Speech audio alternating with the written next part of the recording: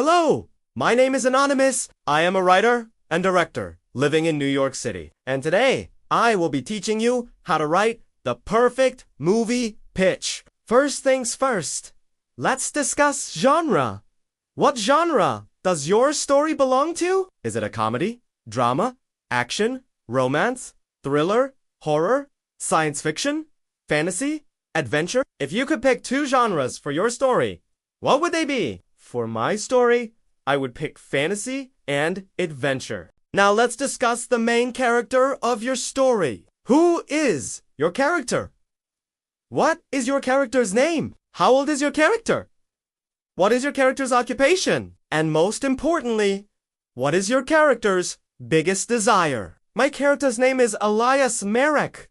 He's in his late 30s, a gifted but struggling painter. He grew up in a small, forgotten town where his dream of becoming a renowned artist was constantly overshadowed by poverty and skepticism from those around him. He owns a small antique shop to help pay the bills. Despite his talent, his work goes unnoticed and unappreciated, relegated to the dusty shelves of his shop. Elias is introspective, imaginative, and deeply compassionate, yet haunted by insecurity and a fear of erasure. His motivation for the story stems from a desperate desire to prove that his art matters, to leave behind a legacy that will outlive him. He wants desperately to matter, to be seen, and to have his work appreciated. What is your character's biggest fear? Elias's greatest fear is failure. He is afraid that his art will never be good enough and that he'll die without ever achieving recognition or making a difference in the world. Now let's talk about the inciting incident. What is the inciting incident of your story?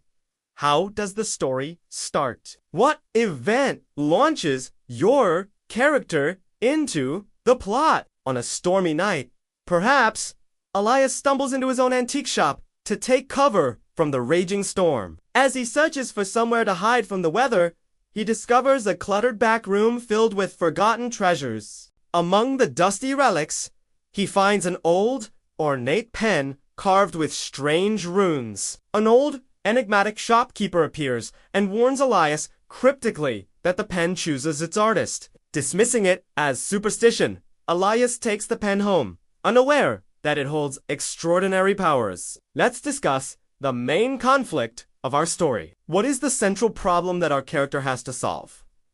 What is the goal that our character has to achieve? What obstacles stand in the way of our character reaching their goal?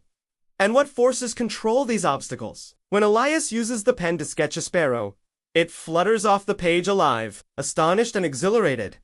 He realizes that the pen brings anything he draws to life. At first, he uses it for small joys, like sketching food when he's hungry, creating animals to keep him company, and designing intricate scenes that become real. But soon, his ambition grows. He crafts magnificent creatures and landscapes, gaining fame as his art captivates the world. However, as his creations become more complex, the pen's darker side is revealed. The things he brings to life often have wills of their own, frequently twisted reflections of his inner fears and doubts. A benevolent sketch of a guardian lion becomes uncontrollable, wreaking havoc in the city. A portrait of a lost loved one turns into a hollow, soulless shell, a mockery of genuine human connection. The more he draws, the more reality itself seems to blur, threatening to consume both his world and his mind. Realizing the chaos he has unleashed, Elias confronts his greatest creation,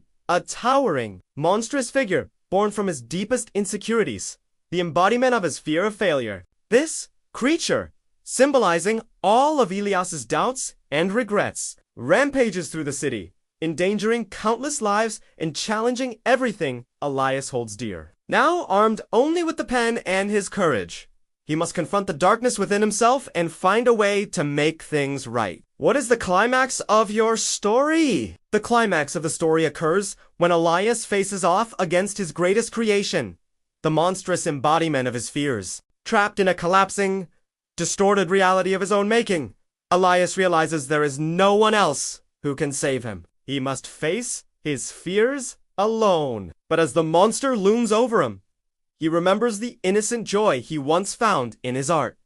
Summoning his last bit of strength, and hope. He draws a final piece, a self-portrait of himself at peace. The moment the drawing is complete, the monster dissolves into ink, merging back into Ilias's soul. The destructive force subsides, leaving Elias weak but victorious. Reality slowly begins to heal, reforming the damage wrought by the battle. Although shaken and changed by his experience, Elias finds a renewed sense of purpose and perspective. And now, let's talk about the resolution. How is the conflict resolved? What happens to your character at the end of the story?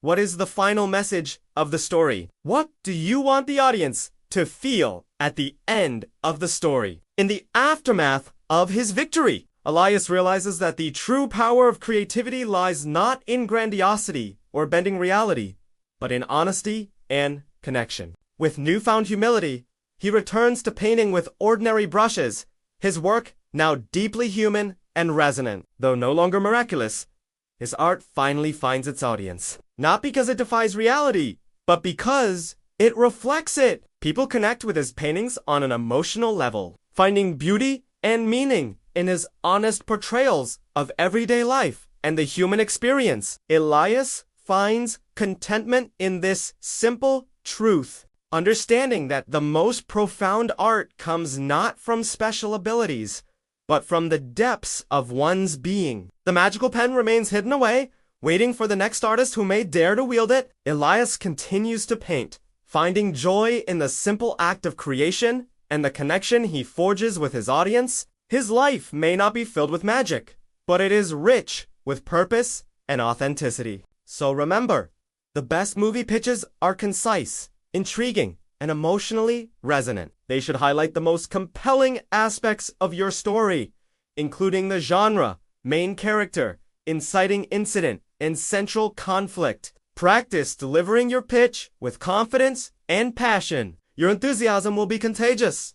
Be prepared to answer questions and incorporate feedback. And always strive to improve your pitch. Don't be afraid to experiment and find what works best for you. There's no one right way to deliver a pitch.